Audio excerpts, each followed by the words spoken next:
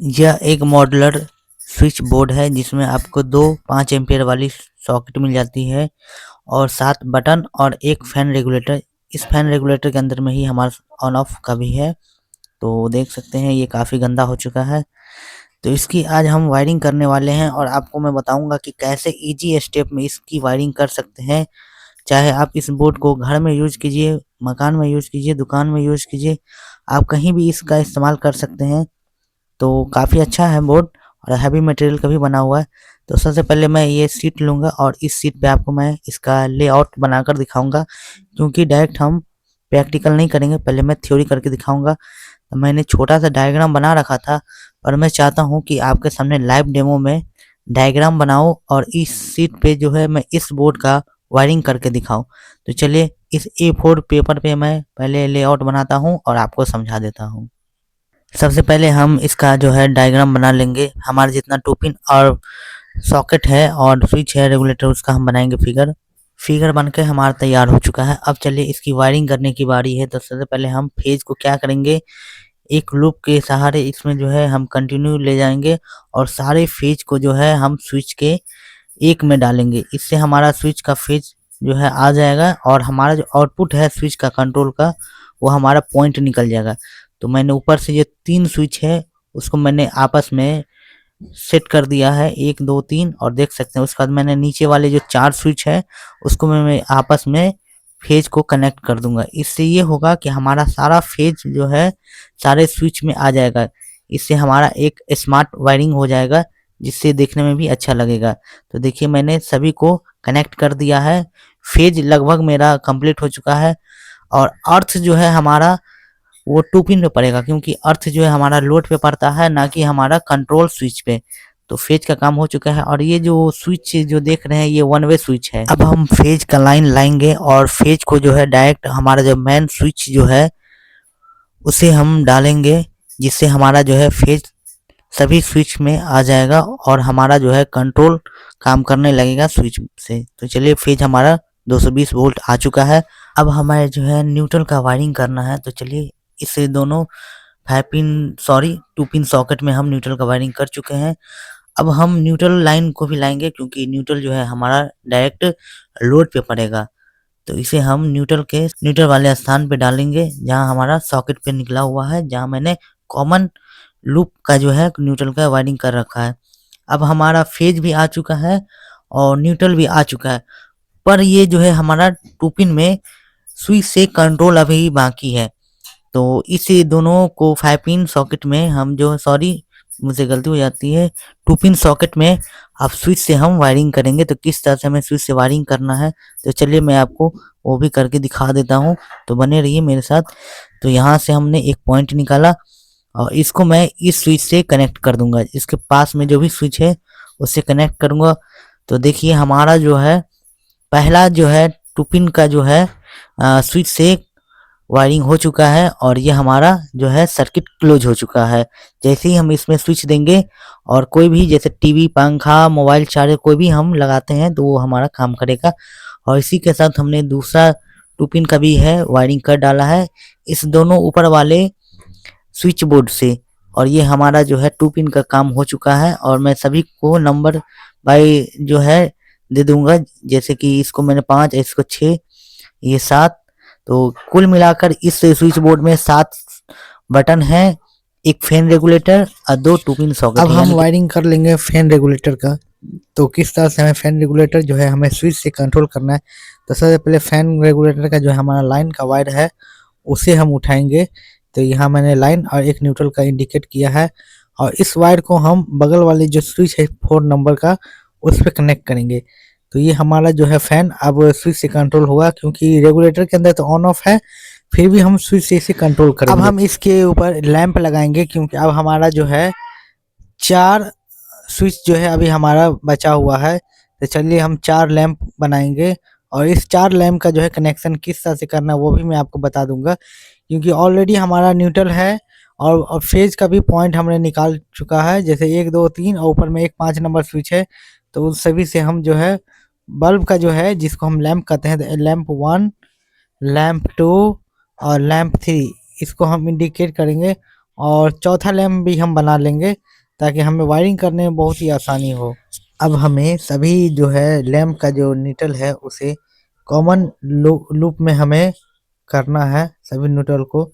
चलिए सबसे पहले मैं इस न्यूट्रल वाले वायर को दूसरे लैंप से कनेक्ट करता हूँ कॉमन लूप में।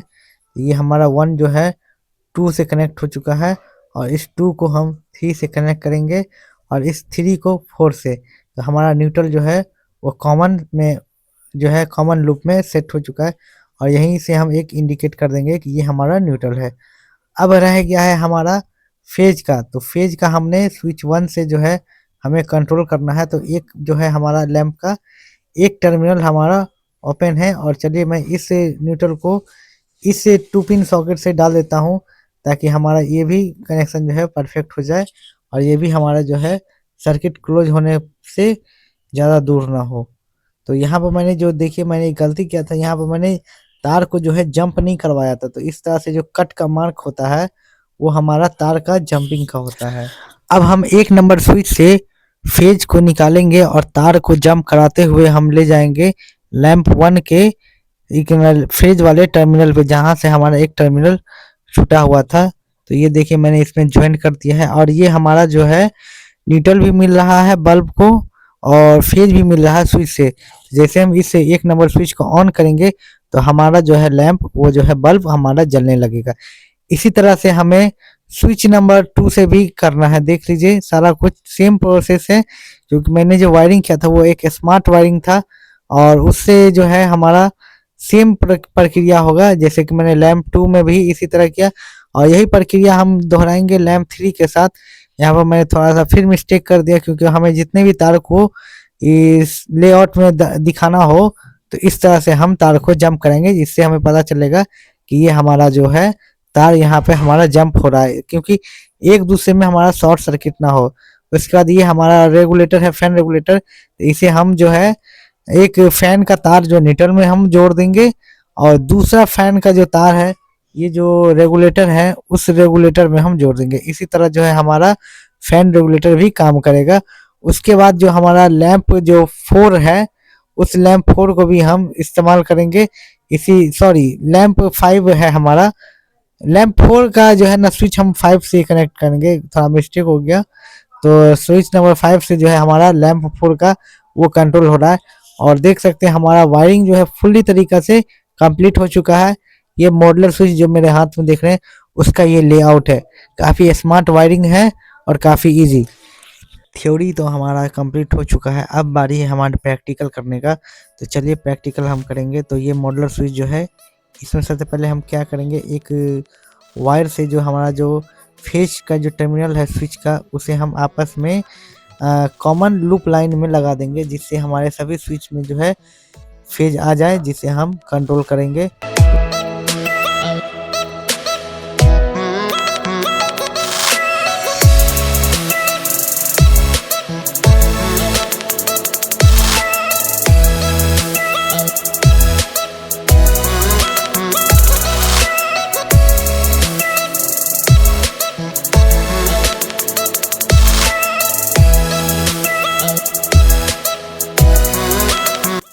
फेज का जो है वायरिंग हमारा अच्छे तरीके से हो गया है, देख लीजिए। ये स्विच से होते हुए हमारा साइड से ले जाकर मैंने नीचे तक वायरिंग कर दिया क्योंकि हमारे सभी स्विच में हमारा फेज आ चुका है।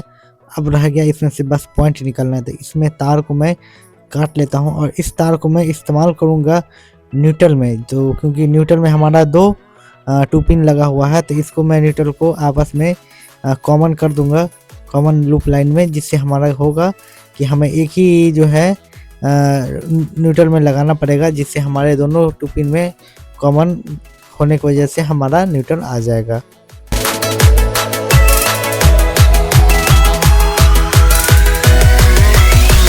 बोर्ड का जो है हमारा न्यूट्रल और फेज का वायरिंग लगभग हो चुका है। अब हम वायरिंग करेंगे ये जो फैन रेगुलेटर है उसका। और यहाँ पर मैं एक बात बता देता हूँ कि यहाँ पर मैंने कुछ चेंज किया है।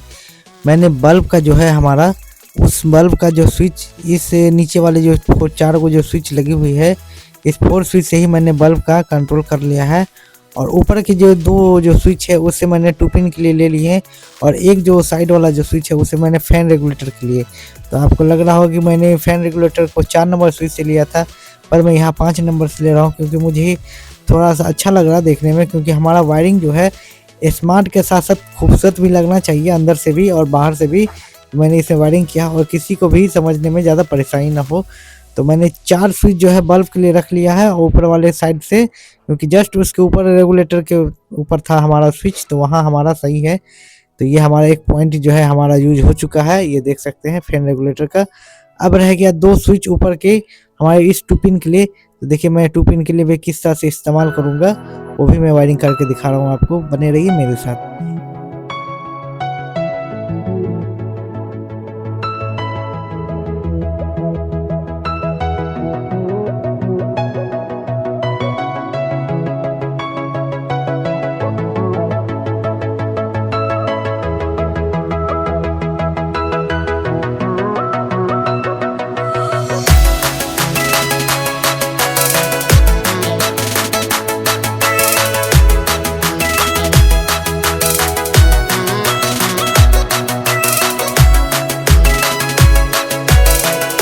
वायरिंग हमारा कंप्लीट हो चुका है। अब इसमें हमें पॉइंट निकालना है और इसमें न्यूट्रल और फेज डालना है। तो न्यूट्रल कहाँ डलाएगा और फेज हमें कहाँ डालना है, उसको मैं आपको वायरिंग करके दिखाऊंगा और साथ में ही पॉइंट भी निकालूंगा। तो चलिए देखते हैं।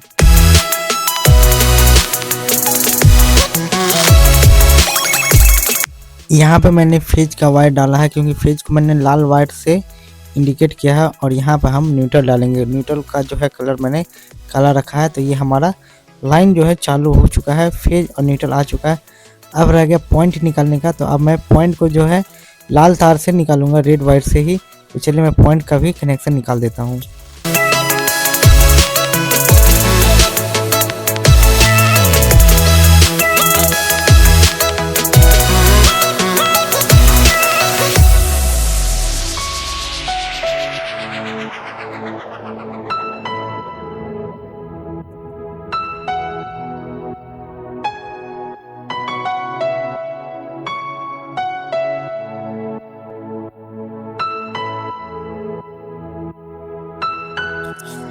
तो सारे वायरिंग का कनेक्शन हमारा कंप्लीट हो चुका है। ये देख लीजिए, 2 पिन का भी हो चुका है, स्विच का भी हो चुका है, फैन रेगुलेटर भी हो चुका है, और मैंने आउटपुट के लिए तार भी निकाल दिया है, पॉइंट का भी, और इनपुट के लिए मैंने फेज और न्यूट्रल निकाल दिया है। तो इस तरह से हमारा बोर्ड कंप्लीट हो चुका है।